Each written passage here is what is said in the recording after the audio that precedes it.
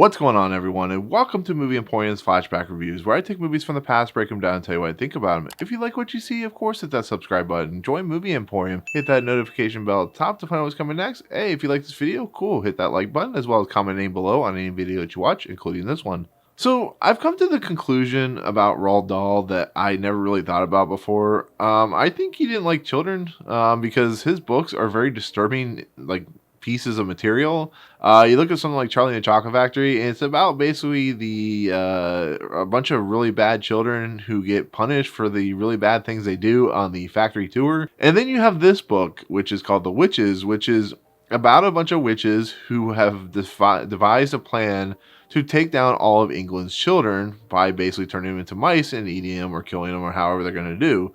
That's pretty disturbing and dark stuff if you think about it. But that's the way children's books are written back in the day. You know, you look at Grimm fairy tales and stuff like that. They're books to scare kids into doing the right thing, I guess, or being aware of their surroundings.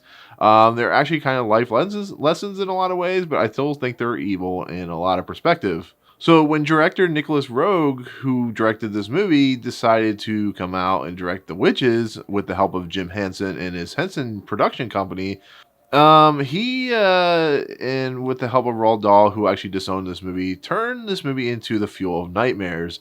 And when you watch a movie like this as a kid, you will wet your bed and you will have nightmares about people trying to eat you. But the interesting thing about this story is the idea of teaching children not to talk to strangers, not to take things from strangers, and to be careful about your surroundings, about who you are interacting with. And that is a lot more potent than I really think I ever thought about. When you watch a movie like this as a kid, you're thinking about the fact that we have these witches who have devised this potion that will turn kids into mice, and then they're eating these kids. And it's a scary thing to think about as a kid. You know, you're sitting there going, yeah, I don't want to see Angelica Huston anytime soon.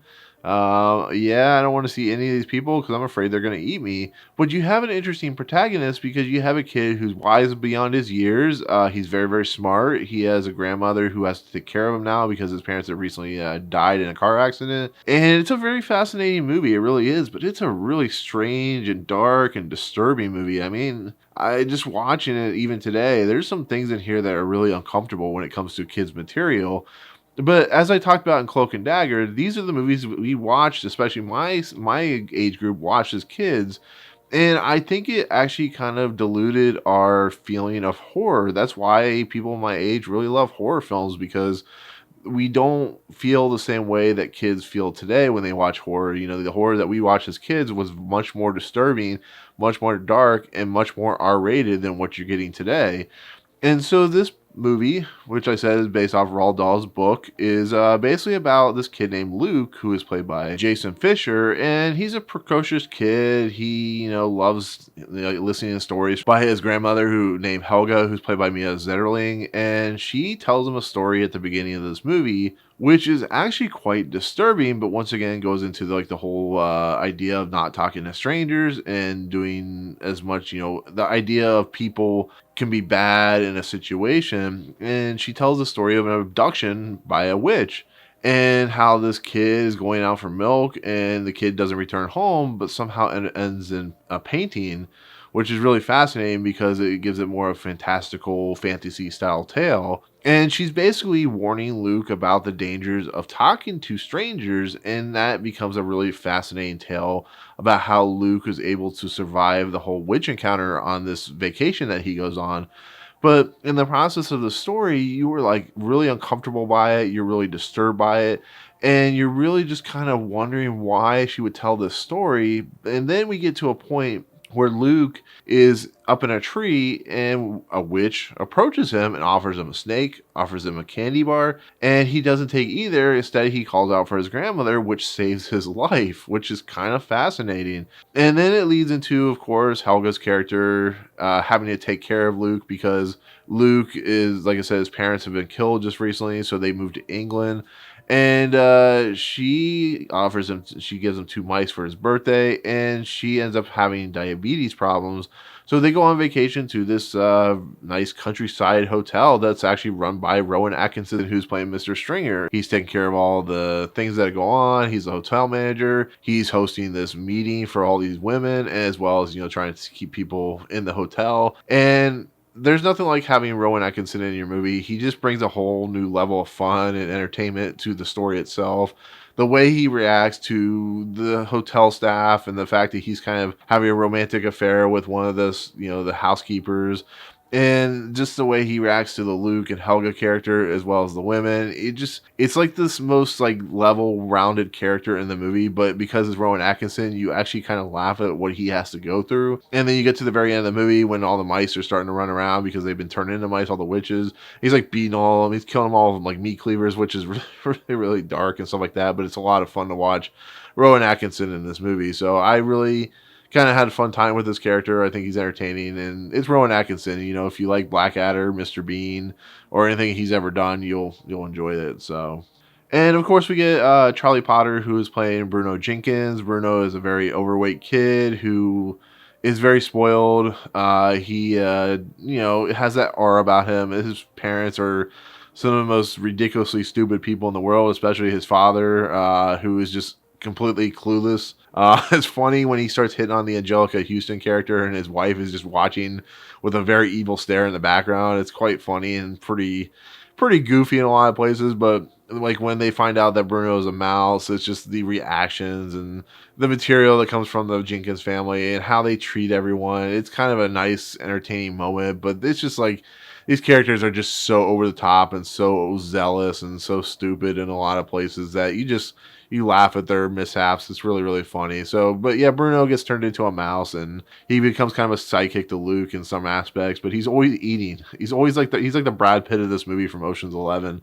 It's just, you constantly see him eating. So it's pretty funny. I enjoy it. And Bruno's like so airheaded and stuff like that. Especially when he goes into this meeting room area, and all these women are staring at him. He doesn't get suspicious because he's so like committed to getting this chocolate that Angelica Houston's character has offered him, that it just, when you see the visual effects in this movie, which I'll talk about, it's quite good. It really is. So, but then we have the bad guys in this movie. We have the evil women, the witches themselves. And the witches are led by Angelica Houston's the Grand High Witch character. And to say that Angelica Houston's having a good time is an understatement. She is chewing scenery like crazy. She is having probably one of the most fun moments of this movie. She looks like that she is just can't contain herself and how just excited she is to be in this movie. Yeah, she had issues with the fact of the 6-hour makeup job that she had for prosthetics, but you just see like the menace around her eyes and how she wants to like conquer the world of eating children and stuff like that. And she's so deliciously evil in this movie that you really kind of just go for her and you really feel her character and how excited you are by watching this movie with her in it. And I know it's like weird to say, but she is as good as, Jack Nicholson as the Joker and Batman. It's just a very devilish character that has such a commitment that Angelica Houston is known for. You look at like Addams Family or, anything that Angelica Houston's ever done, and there's just a very good aura about her. She kind of like, as weird and as kind of over the top and silly as this movie can get, she kind of gives it a great menace to the movie.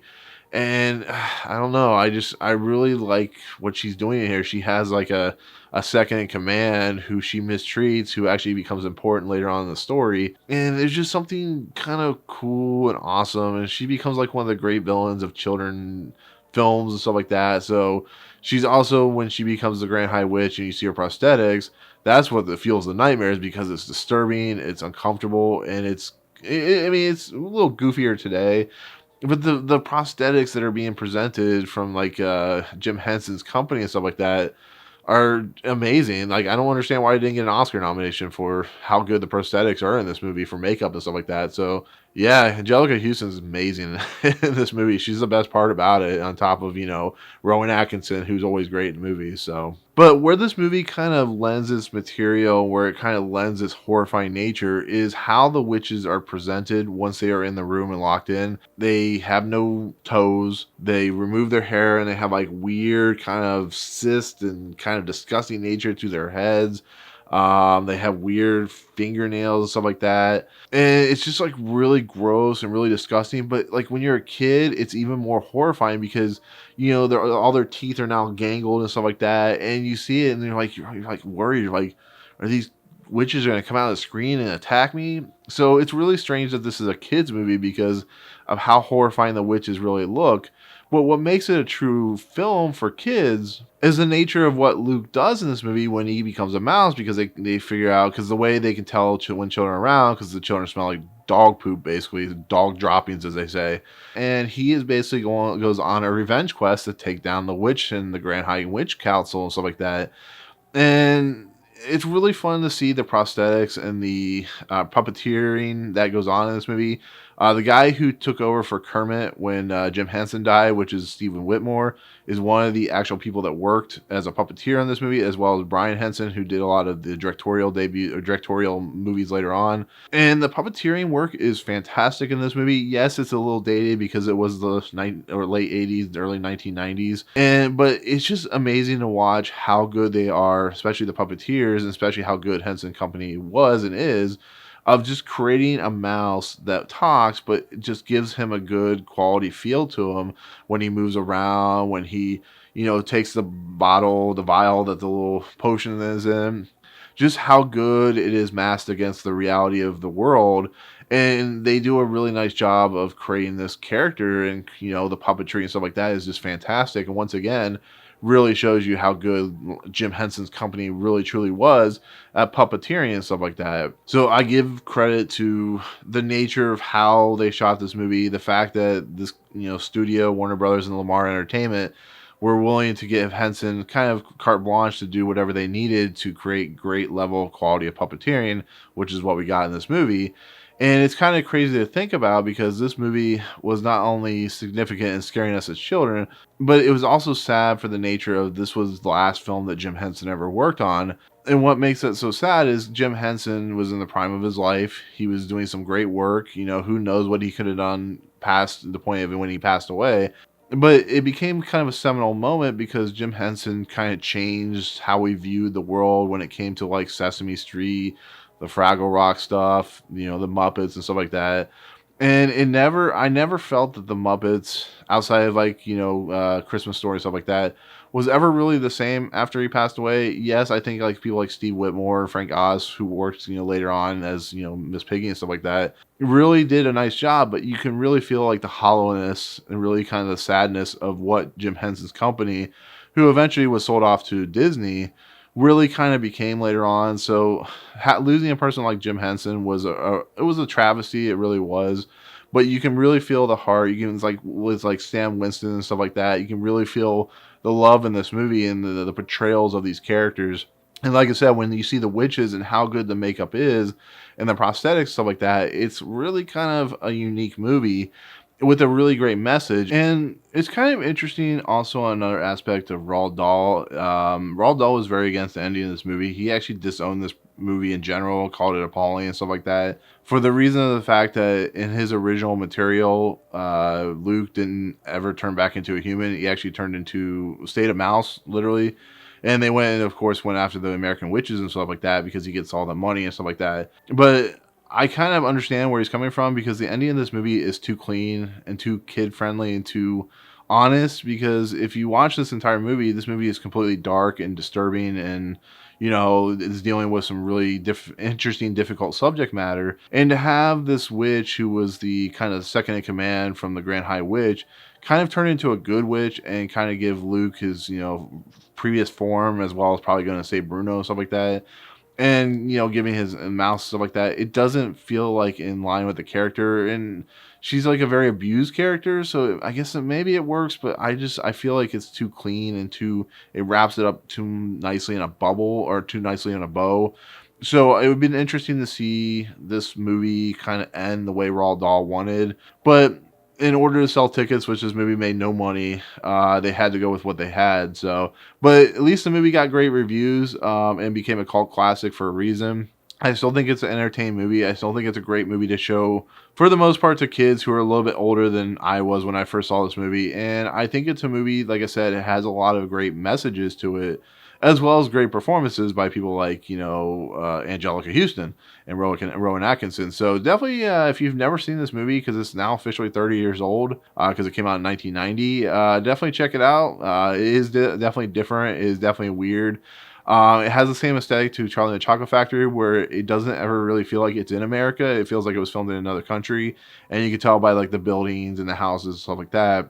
But overall, The Witches is a classic. It really is. It's a movie that, for 90 minutes, you are just amazed and kind of enthralled by what Jim Henson and company and Nicolas Roeg as a director were presenting on the screen. And I think you'll enjoy it. I really do. Now, if you don't enjoy it, I definitely understand because it is a weird movie. So, but that's it. That is my take on The Witches. Happy 30th anniversary. Thank you so much for watching. Let me know in the comments below what you think of the movie. Did you like it? Did you not like it? What was your favorite part? Because I know many people have seen it. My favorite part is probably the transformation of the witches because it's so kind of mesmerizing and kind of enchanting to watch. But otherwise, if you like my channel, hit that subscribe button for Movie Emporium. Hit that notification bell at the top to find out what's coming next. Hey, if you like this video, cool, hit the like button. If you dislike it, it is what it is. But otherwise, I will see you guys on the next video. Peace out.